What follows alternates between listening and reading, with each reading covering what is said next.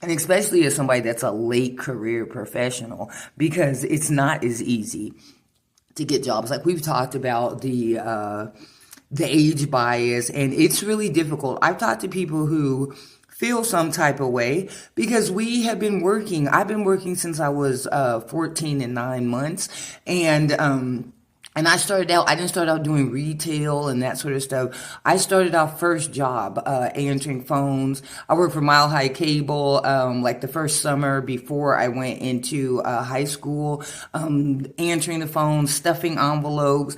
So I've been working since I was 15 years old. And so and throughout your working journey, there's plenty of promises. But I think that for my generation, there is a sense of like we're being lied to here, or we're feeling like kind of like it's all for naught. I guess you would say. Like I said, late career professional. So I've been really, really struggling to get a role that fits and that also pays like a living wage. And so that in itself has been a challenge. I've documented that here on LinkedIn and on other platforms. But then when you get to the point, like I said, like this comment the other day, it was about, the U.S. is just not doing enough, to help.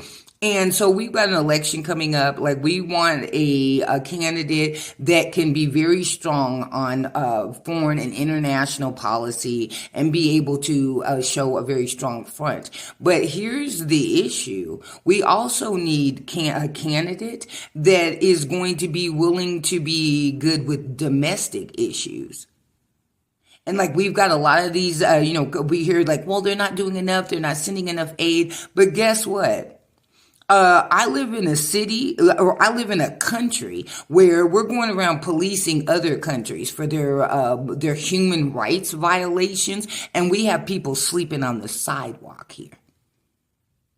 I live in the state of Colorado, where in Denver tomorrow, I'm going to be facing a judge and I will be the defendant in a case where I'm being evicted by a law firm that literally takes out full page ads bragging about how they're the eviction masters here in Colorado, and they've done more evictions than any other law firm. They're called like Shedder and Slutzer or something like that.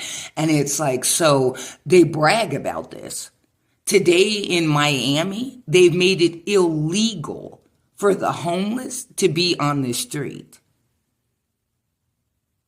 So we are violating our own human rights right here in this country. Nobody gives a damn. And so, and we are all empathetic to all of the things that we see around that are going on around the world. It's like, but I think that when it comes down to it, we have to decide, like, for me, and or you have to have your home founded. Like, it makes it very difficult. Like I said, like, I haven't been asking for handouts. I've been sending out hundreds of resumes. I've been on freelancing sites. And I've been on freelancing sites where, I got laid off. So, and I'm looking at Silicon Valley and tech companies who brag to shareholders slash jobs. And then they are on these freelancer sites offering those exact same roles for $3 to $6 an hour to people in other countries. So we're giving foreign aid, even when we're not taking care of our own people.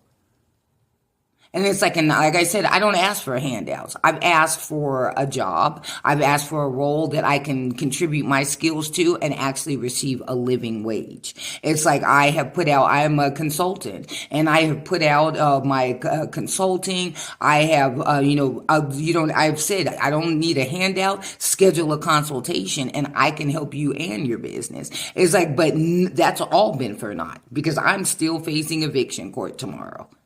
And like I said, I look at the news, I see the leaders that are crumbling left and right.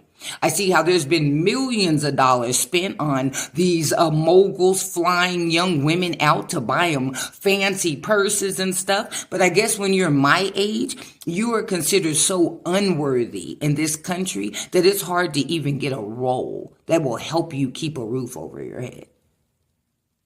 So again, on this Tuesday morning, when we're all excited about our lives, it's like when we're talking about empathy, because that's very much about what I speak on, is empathy in the workplace. And when we're talking about empathy, it does require us to pay attention to what's actually going on in the world.